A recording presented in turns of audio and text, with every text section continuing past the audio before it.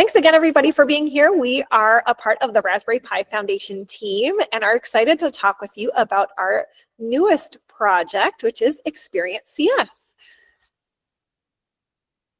We'll start off with some introductions. My name is Andrea Wilson Vasquez. I am the Senior Learning Manager on our Raspberry Pi Foundation North America team, where I help to lead the curriculum development and professional development teams for Experience CS. And I'm joined with some of my amazing team members, so I'll pass the mic over to Liz. Hi everyone, I'm Liz Walsh. I am based in the Twin Cities and I'm a learning manager for the Raspberry Pi Foundation. So I am developing the curriculum resources as well as professional development resources for Experience CS. I'll pass it over to my colleague Mahmoud. Hi everyone, my name is Mahmoud Alamir. I am also a learning manager based out of the Twin Cities here in Minnesota, working on Experience CS. Thanks for joining us. I know there's a lot of things you could be doing on a Tuesday. And I'll toss it to Hetty. Hi, everybody. My name's Hetty Brown. I'm located in Chattanooga, Tennessee, and I am the Community Engagement Coordinator for Raspberry Pi Foundation. So I help out with a lot of things, mainly with our events and the logistics for professional developments. We would love to learn a little bit about you all.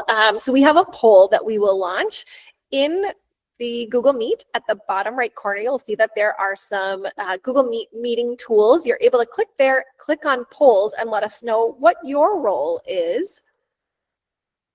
And then there will shortly be a second poll question asking about which ages you teach.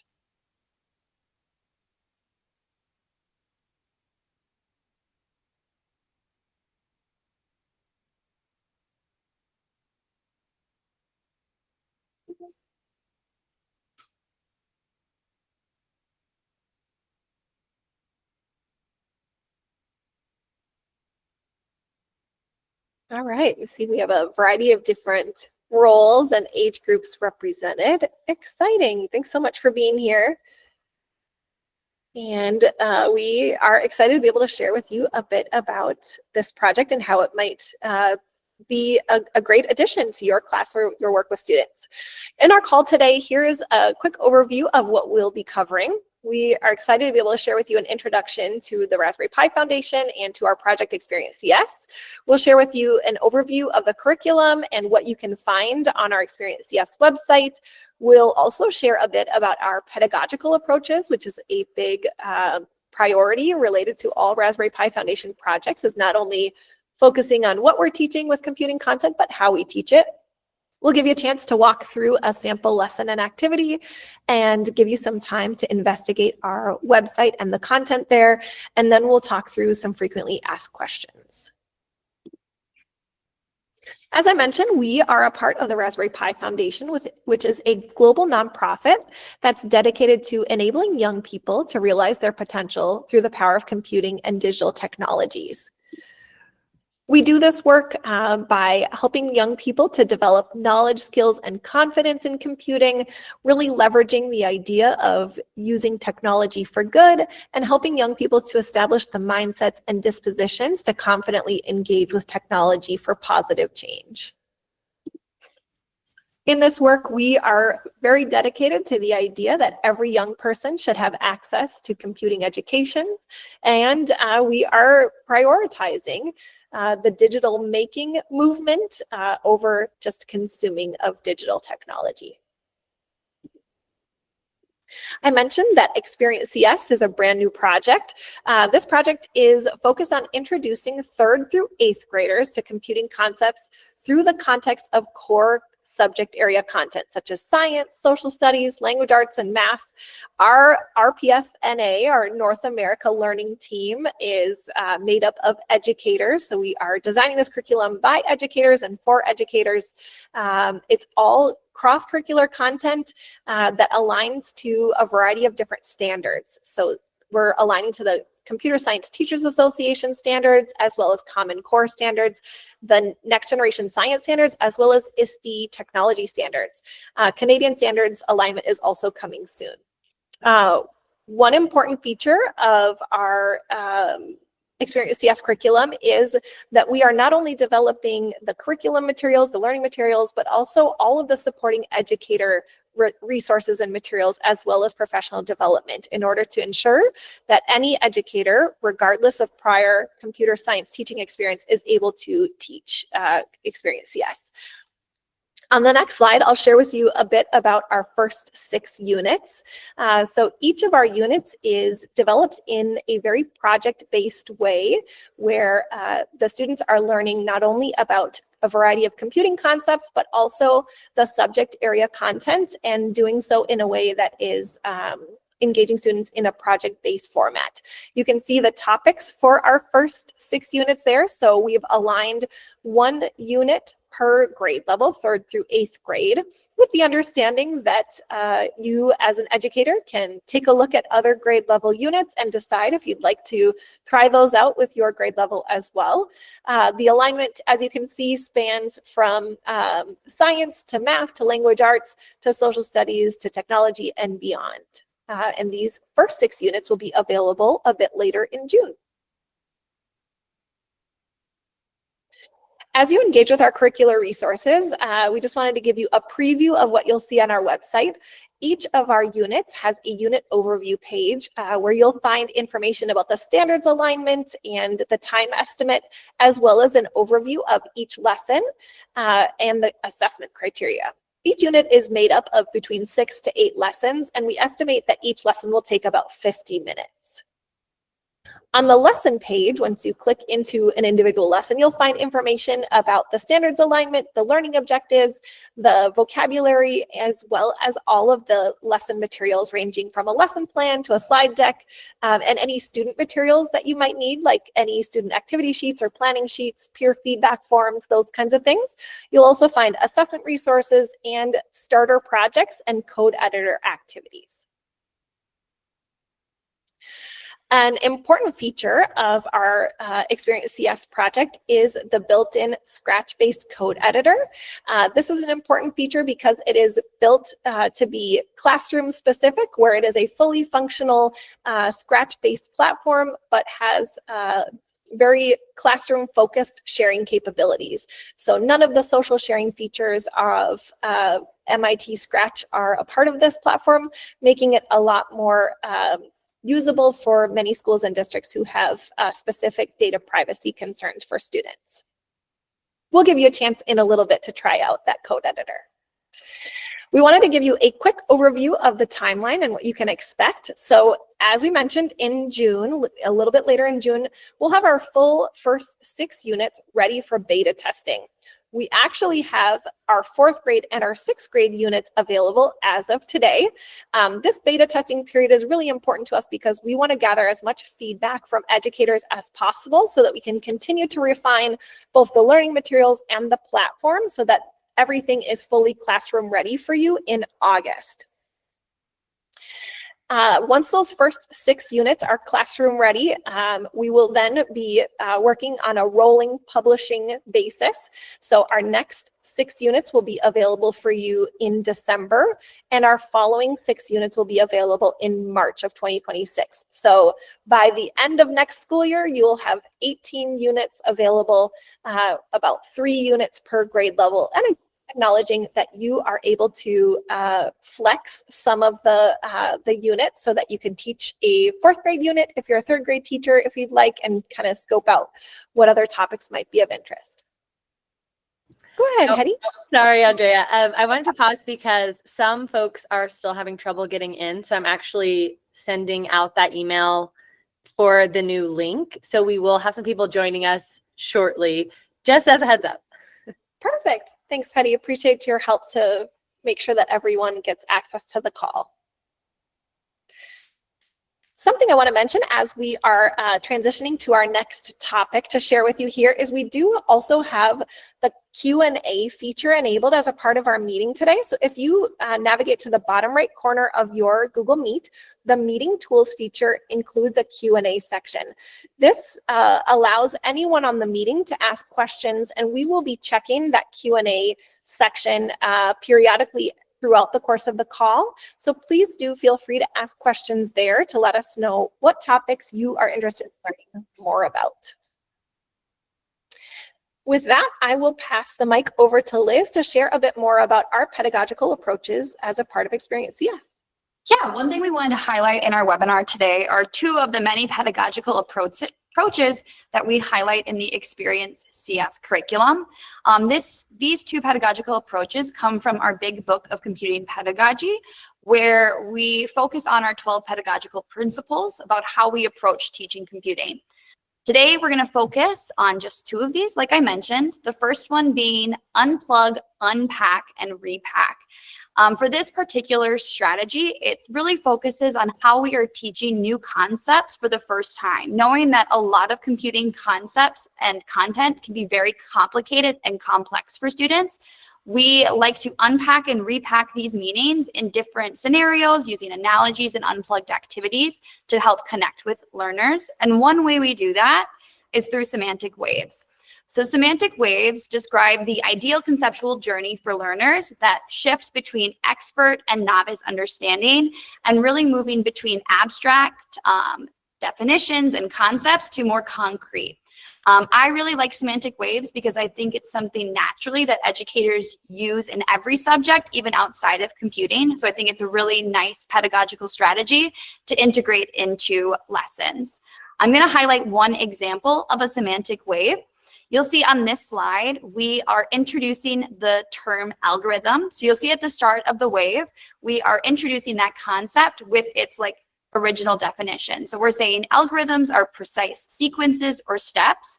And then as we move down the wave, we're unpacking this meaning by comparing it to instructions or recipes, something that students are already familiar with.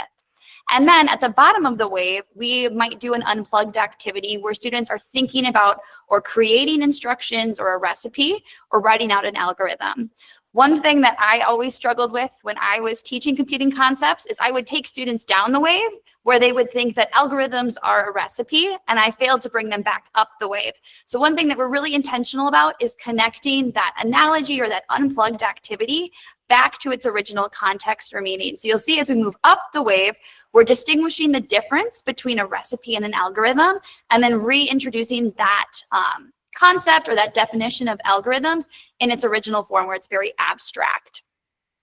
The next pedagogical strategy that I want to highlight or principle from our 12 pedagogical principles is fostering program comprehension. One thing that we're really intentional about within the Experience CS curriculum is creating different activities that get students to slow down and think about each of the commands as they work through a program for the first time. One activity or one way to do this that we are going to highlight today are Parsons problems.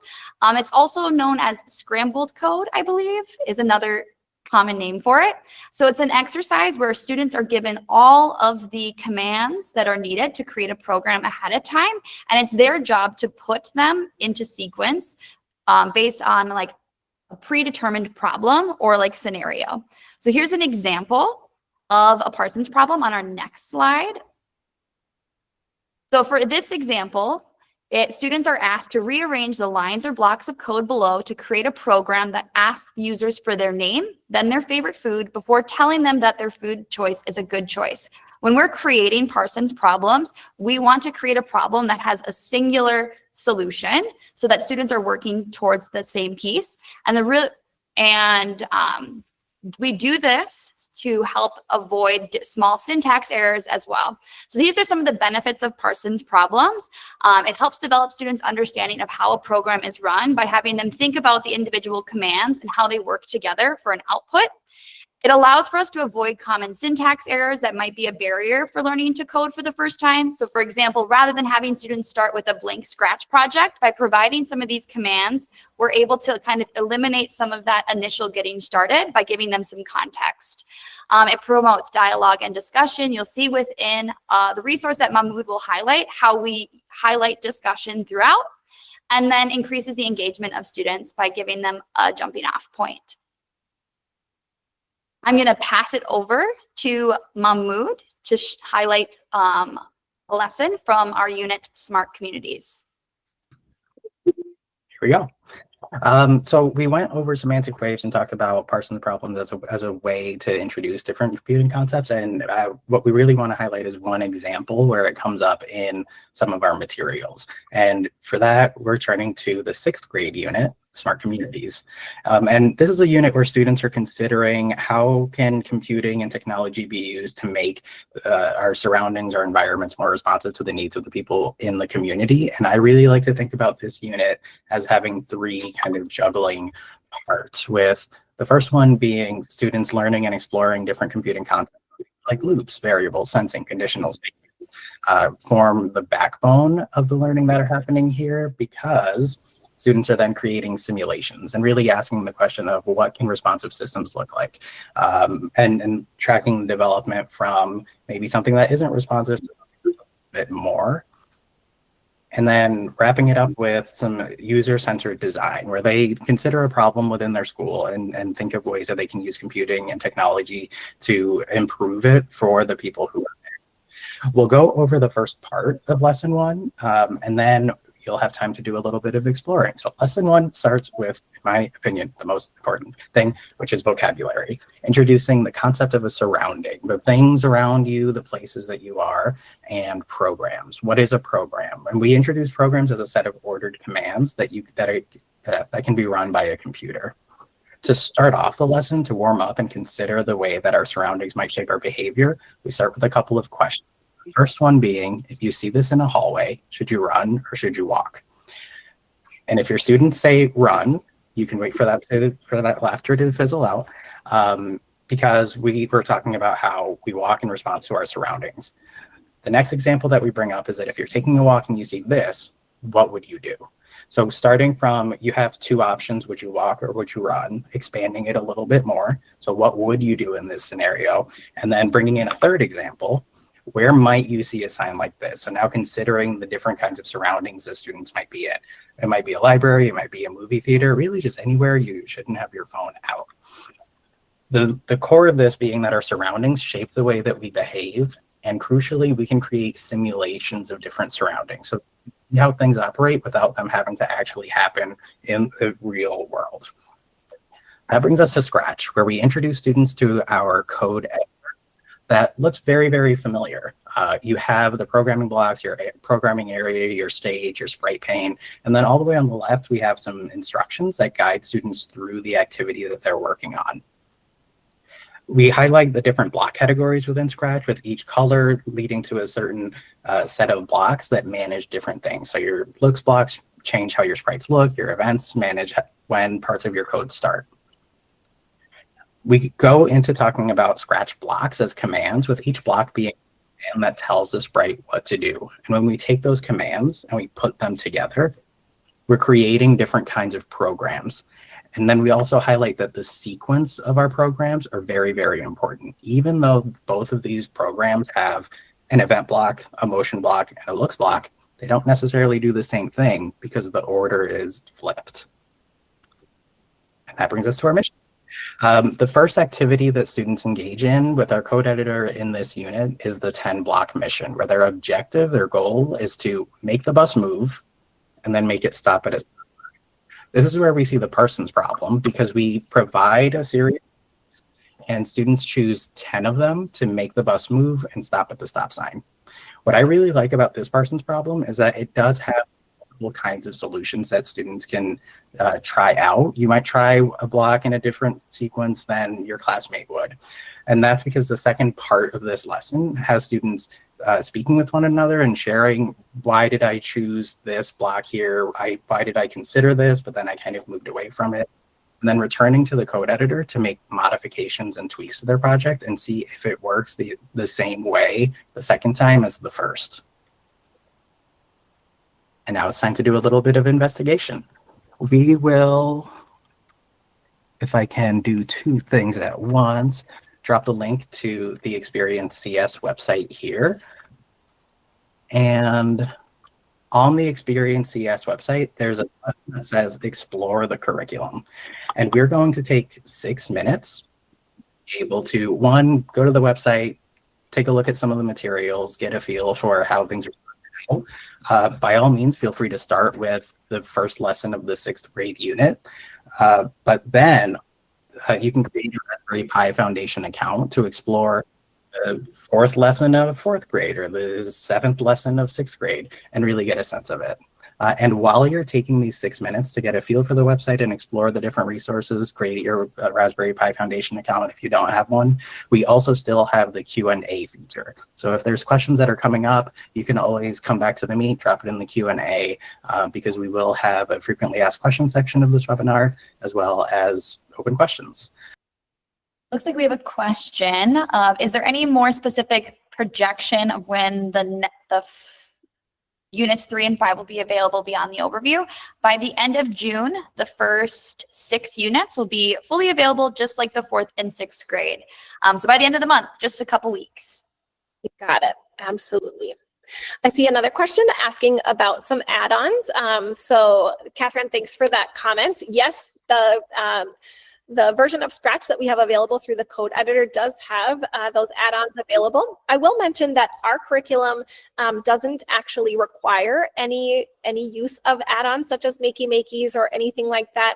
We are targeting our curriculum to be as accessible as possible, and so it is entirely Scratch-based. Not to say that you couldn't make use of some of those add-ons kind of as a portion of your own curriculum or as a portion of your own activities that you would do with students, but our curriculum as it's designed doesn't require any of those add-ons, really focused on Scratch. Andrea, we got a question from Kate that shared she used to use CS First with her local library where there was a big mix of ages and skill levels. The fact that the lessons were recorded and self-paced made it easy to handle that. Do you think that will be possible with the Experience CS curriculum? Yeah, great question. Thanks, Kate. We anticipate that that will be possible, although there are portions of Experience CS that really are helpful to do as a whole class scenario. So what we might recommend, and this will be kind of released with some of our upcoming updates that we'll publish as a part of our Experience CS page, is we would recommend potentially doing some whole group lessons and then inviting students to do some of the exploratory work or some of the kind of project-based work more at a self-paced model. We really have developed the curriculum such that students who are just getting started with computer science and those who have more experience can, that range of student expertise can engage in the curriculum. And so, you know, some of that whole group time we've structured for some thoughtful conversation and scaffolding, as well as some extensions. And then students within their own projects should be able to work at their own pace. And we've included kind of some extensions and ideas for going further, as well as some scaffolds for some students who are just getting started. So we hope that that will still be possible through the structure we have. And as we mentioned in the beginning of the call, we are really in a period of rapid growth and development and really welcome your feedback. So as you're exploring our curriculum and the resources, please do use our feedback form to provide us with feedback on how things are either resonating with you or where you see some opportunities for us to do some further development and or fill out some of our resources to best meet your needs. Appreciate that question. It feels like it's the right time to maybe transition into the FAQ section, and then we can continue to field some of those questions, but we might be able to answer some of these questions that are coming up in the Q&A by what we've outlined for our session. Absolutely, that's perfect. So I think, Liz, you have the first question that we have been fielding a lot of, so I'll let you take that one away. Yeah, so a question that we've been asked a lot are, what are the topics of future units? Since we had a lot of people join later on, I'm just going to reiterate kind of the curriculum timeline. So by the end of this month, we'll have our first 6 completed units available for teachers. And then by December 2025, we'll release the next 6. So there'll be 12 units. And then by March of 2026, there'll be a total of 18 units available for teachers. Each of these units will be 6 to 8 lessons long. And it will be that each grade level has 3 units per grade level. And Andrea, like Andrea mentioned earlier, there will be opportunities, and you will find that some of the lessons and resources for 3rd grade might work for your 4th grade and vice versa. So these topics right now, we are currently developing them and they're in the works. And we really want to prioritize student and teacher recommendations. So if there's a topic area that you really would like to see covered, like for example, we've gotten a lot of feedback that a game design unit is something that teachers are really looking for. We take that feedback to heart, and you might end up seeing one of your unit ideas in the Experience CS curriculum. All of our units will cover a variety of computing concepts, as well as a variety of subject areas that they'll be integrated into. The first 6, I believe we have science, we have language arts, we have arts as well, social studies, and we're really trying to provide a variety of experiences so that we're able to support the largest amount of educators and students when it comes to bringing computer science to their classrooms. And now I'm going to pass it on to Mahmoud. Thank you. The second question that has come up frequently is, will this version of Scratch be private? And the answer is yes, that within our code editor for education is a fully functional version of Scratch, but without the social capabilities of MIT's Scratch. The social part is hyper important for creative computing. However, it can also be a temptation. It can also create things within your district that say you might not be able to use it because of the social capabilities. But we wanted to make sure that we had a version of Scratch that would give teachers peace of mind that what your students see is the content that you create and the material that you assign, to create an environment where they can fully engage with the content without the ever looming temptation of Geometry Dash. I do see a question in the Q&A section related to this frequently asked question, so I'll just address Margaret. You had a great question about that you've created an account. Where is the code editor and Scratch? The code editor for education will include our Scratch components by the end of June. So you will be able to access our code editor activities through our 4th grade and 6th grade units as of today, but enable kind of the features of the code editor where you're able to log in and just access Scratch are still pending and in development. So keep an eye out for that. All right, on to our next question here. And I think I'm not sure that we're able to field questions via microphone. And so I see Wilkinson has a question. Wilkinson, I would ask you if you're able to add a question to our Q&A. I think that's our best way to field questions, because I think the microphone capabilities aren't enabled on this particular webinar setting. Sorry about that. Okay, so I also saw a question in the Q&A, and one that we've been fielding a lot is how accounts are created for students. So the account structures are actually set up via school. So once a school account is created, teachers are then able to create classes within that school, and then teachers are able to add students to their class by either uploading a CSV file, so like an Excel file, or by adding students individually. And so student accounts will be created in that way. Student accounts are then managed by the teacher.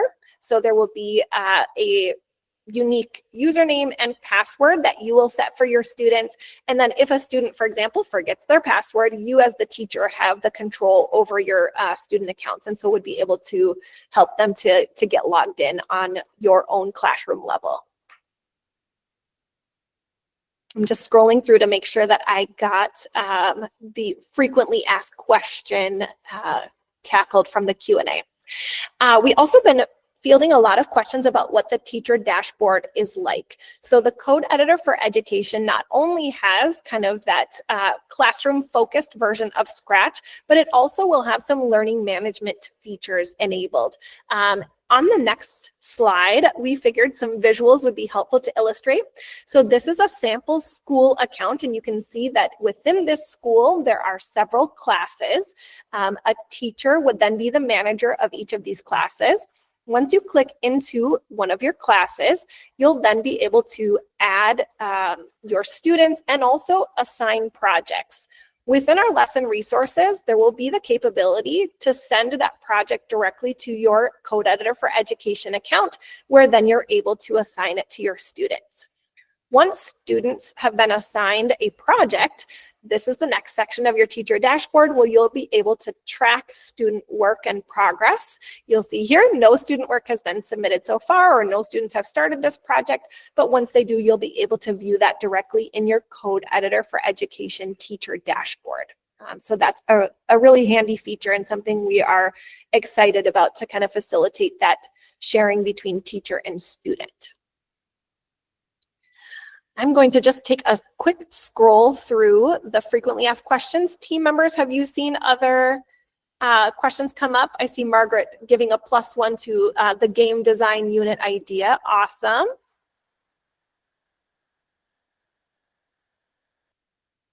One person asked when this webinar will be available. You will get an email tomorrow with this recording from the webinar, and we plan on any future webinars recording so you can come back and access the content. We have a question from someone located in Puerto Rico. When do we foresee Spanish becoming available? A great question. The translation timeline is projected to happen over the next 6 months or so. So as you watch our website, we will absolutely be keeping you updated. We hope to have things ready on a rolling basis so that you'll be able to access the units that have been published now, and then the future lessons as well. So keep an eye out. That's a priority for us, and anticipate that we'll have translation work happening sooner rather than later. I see a question about the units and a question if we'll have solution sheets. Absolutely. We know that many educators who will be approaching Experience CS for projects may or may not be really comfortable with programming or some of the computer science concepts. And so there will be solution sheets as well as scripted out lesson points for the teachers so that you have talking points and also have access to what an exemplar would be for both projects and for some of the kind of assessment pieces. So, yep, that is a yes.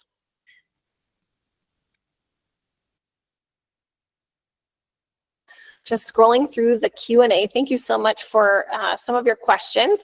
As you, as participants, are going through the Q&A, feel free to upvote questions that will let us know what your kind of most popular or most interested areas are. So Christopher, I hope we've answered your questions about students creating an account and teachers being able to create a class and add them. As we mentioned, teachers are able to create their classes within the school account and then add students. So that should hopefully be a fairly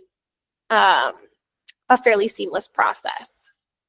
One thing I want to highlight as well, like with the questions about single sign-on, like using Clever, Google Classroom, our plan is to take all of these questions. And like we mentioned with the learning materials, we want the Experience CS, like learning management system, to be reflective of educator needs. So we can't promise at this point, but we really, really want this to be a product that is helpful for you in your classroom. So we're taking this information back to our teams and sharing that these are wants and needs of classrooms that will be engaging with Experience CS. In addition, there are some features that we know are in development, but we can't promise the exact date of when they'll be available. So I see some questions about students and even teachers being able to create their own projects. We know that this is a really desired feature, and our digital team is working on how to make that possible. So we anticipate that it will be possible. We just are not, don't have a specific available date for that quite yet, but we know that that is a priority. So we appreciate that question and hope to make that possible.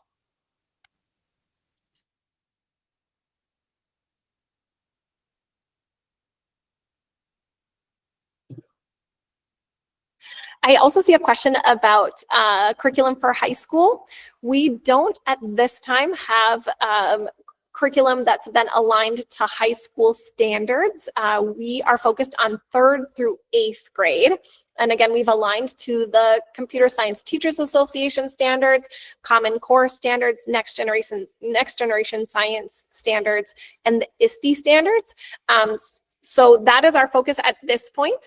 We have also heard feedback that there are educators who would be interested in a K-2 focus, so having some earlier grades also included, potentially with some unplugged activities and things like that. And we've also heard that there's a desire for some high school alignment. So stay tuned in the future. We're not sure yet at what point that might be a thing, but we do hear you, and we'll bring that back to the team as a recommendation. We had a question from Cassie asking if it will work on an iPad as well. Our team is working to make sure that the Experience CS and the code editor works on an iPad as well as Chromebooks. Great question. I also see a question about being able to upload and download work in a lesson, but where is the save button? That's a feature that is still being finalized.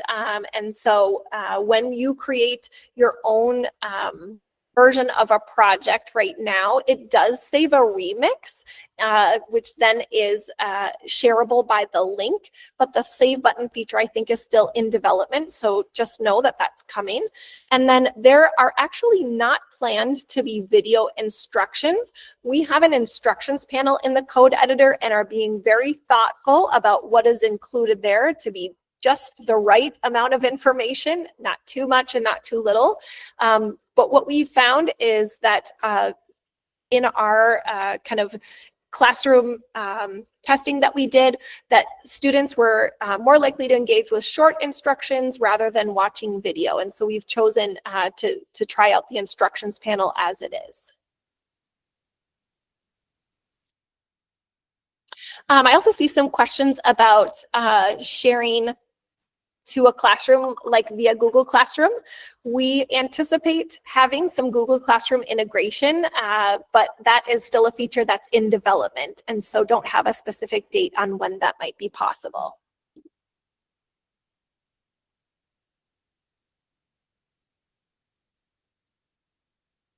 I know single sign-on, I think, Liz, you addressed this. Single sign-on is a topic that our digital team is tackling now. So I don't have an answer for you yet, but we will definitely take that back to our digital team and let them know that they are really interested, that you're really interested in further single sign-on capabilities. We've had a couple of questions about like creating a class, and that is not really ready at this point. It will be ready before the start of the school year. So that's why you're not able to see those features at this point.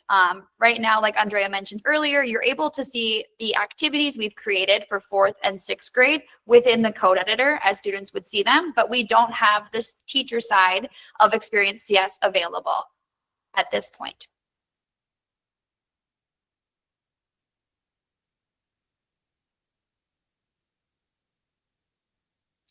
I see a question in the Q&A about professional development. We plan to provide webinars monthly, as well as hosting some professional development in person, and we've actually just launched an online course. So Margaret, great question. We, I think, can transition into our next steps slide, and then we'll continue to answer some of your questions in the Q&A as they come up, but just want to make sure that you all have access to this next steps information, because that is, I think, something that will be on your minds. So I'll wrap up our next steps, and then we'll continue to answer questions until the end of this webinar. But wanted to provide some upcoming opportunities for you all, as I know everyone's very anxious for the launching of the Experience CS curriculum. So if we click to the next slide, one thing we want to highlight are different professional development opportunities that our team is offering both in person and online. In July, we are launching an online course. So this is an asynchronous online course that focuses on semantic waves and then how it connects to the Experience CS curriculum.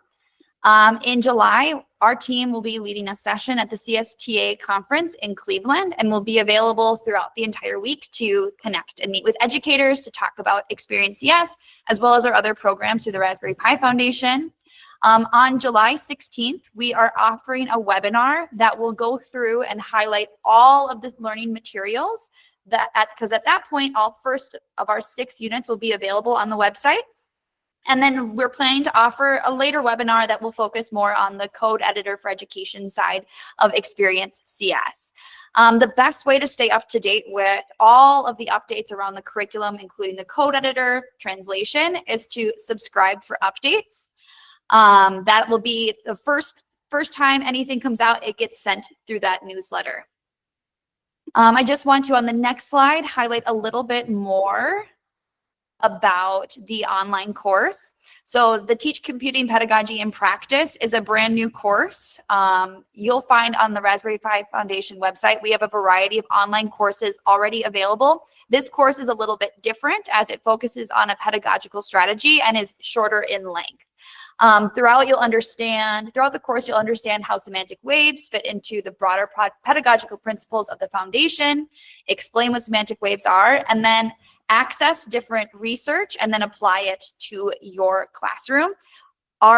Like we said earlier in our session, we really want access to computing to be free for everyone. So this course is free along with all of the Experience CS resources as well. Moving on to the next slide.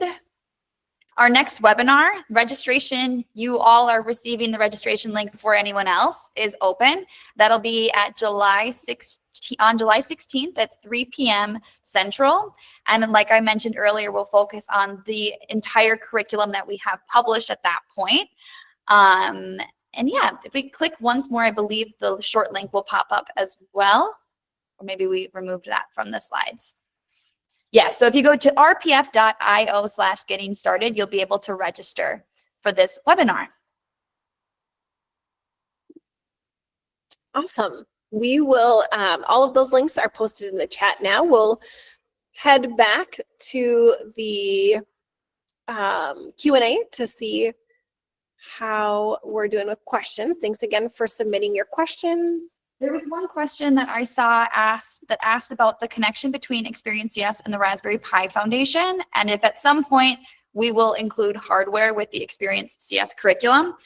The Raspberry Pi Foundation is a nonprofit dedicated to expanding computing outside of just the Raspberry Pi hardware, and the Experience CS curriculum is a Scratch curriculum that will require no hardware. So it's just going to be focused on teaching computing concepts in an integrated way with Scratch. So we'll never bring in the Raspberry Pi hardware for this particular resource.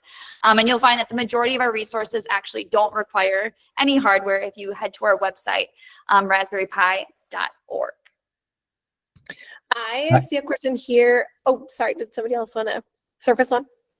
I just wanted to take us one slide further because I saw a question about a school district needing a particular sign-off and compliance and that level of assessment. If there's questions that you have specifically about your district or processes that we can clarify on, you can always reach out to experience-cs@raspberrypi.org.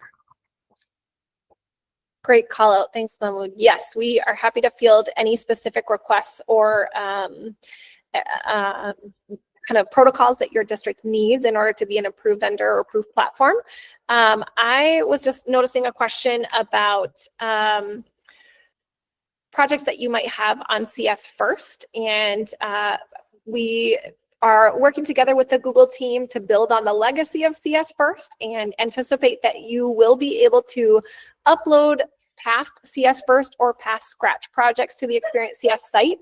At this moment, our version of Scratch allows non-Experience CS projects to be uploaded or downloaded as SB3 files, which is kind of when you download your Scratch project, that's the default file type. But at this point, we haven't yet developed the feature to be able to save those projects or share them through our code editor platform. We're working with our digital team on the best solution in order to enable that feature so that you could create and upload and save and share any kind of teacher created or student created projects. We look forward to launching that in the future, but it's not quite ready yet. But stay tuned. We know that that is a highly desired feature.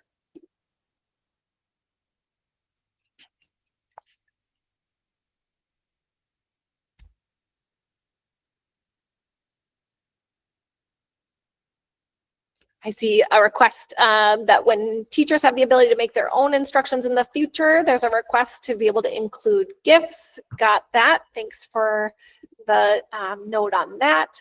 I also see a note about once the Once the platform is available on iPads, being able to hide the instructions panel could be really helpful. And that is a feature that our current version of the code editor does include, as you're able to both hide the instructions panel as well as make the stage. So seeing your project kind of come to life on the stage, you're able to enlarge that as well. So there are some adjustable pieces in order to make sure that the experience, the user experience for students is as visually kind of appealing and less crowded as possible.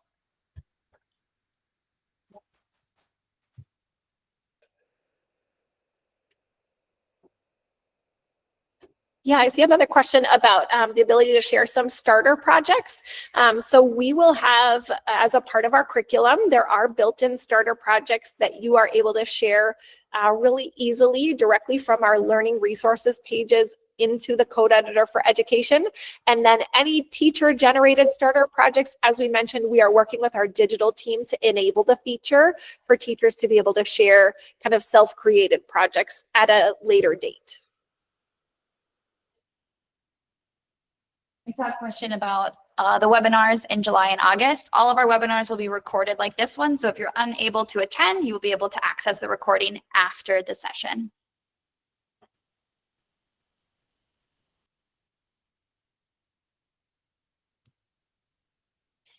I see a question about being able to launch this curriculum July 1st. We welcome that, and in fact would really appreciate your feedback as you look toward implementing the curriculum on July 1st. As we mentioned, within the next few weeks, you'll have access to the full first 6 units for 3rd through 8th grade, along with all of the teacher resources and slide decks, as well as the starter projects. So absolutely, feel free to take those and use those as you're ready.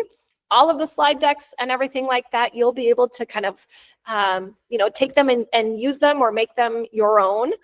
They're all Google Docs and Google Slides at this point, so you should be able to either take them and use them within your own Google account, or you can also download them into Microsoft files if that's easier for your school or district.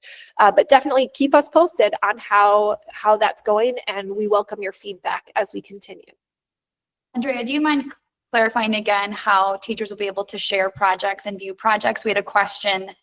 Maybe we might have created a misconception with one of our answers that teachers will still be able to, once the learning management system has started, they'll be able to see student work within their class, correct? Yes. Once the learning management feature is enabled within your class, you're able to see student work on the projects that you share. The clarification on if you have generated your own project. So for example, if you upload a Scratch project, or if you upload a project you had previously used in CS First, the capability to share that with students is not yet enabled. Our digital team is still working on that piece. We know that that is a highly sought after feature, and so we are working with our digital team to prioritize that. We have a question of, will students be able to record themselves in the sounds option? Yes, they'll be able to make recordings just like in MIT's Scratch as well. So that feature will be carried over into the code editor, where they'll be able to record their own sounds.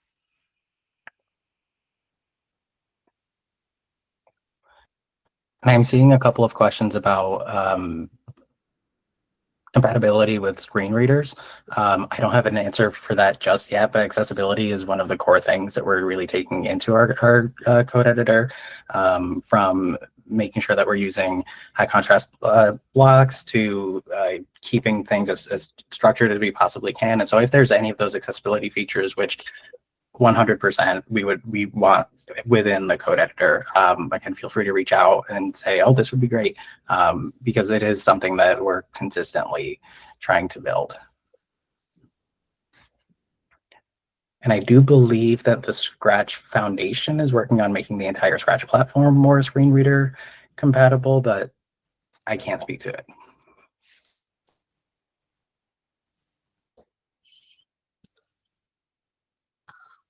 Really great questions so far. We appreciate that. Just want to point you all toward our email address, which is up on the screen there. We would welcome further questions and really appreciate, again, your willingness to share feedback and requests with our team. We're going to do our very best to take these ideas, requests, recommendations back to our digital team and prioritize the ones that seem to be getting the most interest and impact. And then hope to see you all at a future event, whether it's at an in-person event at CSTA or if you will be at any of the other sessions that we'll be leading. There is one coming up in Georgia later this month and then one in Minnesota in August. We look forward to seeing you all in person and absolutely welcome your participation in the next webinar on July 16th. Again, we'll be hosting webinars monthly in order to keep you updated on some of the newest features and releases. And you'll also, if you're signed up for our newsletter, you'll also be getting updates throughout this month as new content and features are released ahead of our end of June kind of updates. So absolutely make sure you sign up for those things and feel free to reach out to us. We are just about at time. We will be downloading the questions that you've shared and we'll also be adding those to our docket to discuss with our digital team. So please know that those questions will be taken into our team's meetings and be considered going forward. And we hope to see you on a future call. Thanks everybody so much. We really appreciate your time today and look forward to working with you as we continue to roll out Experience CS.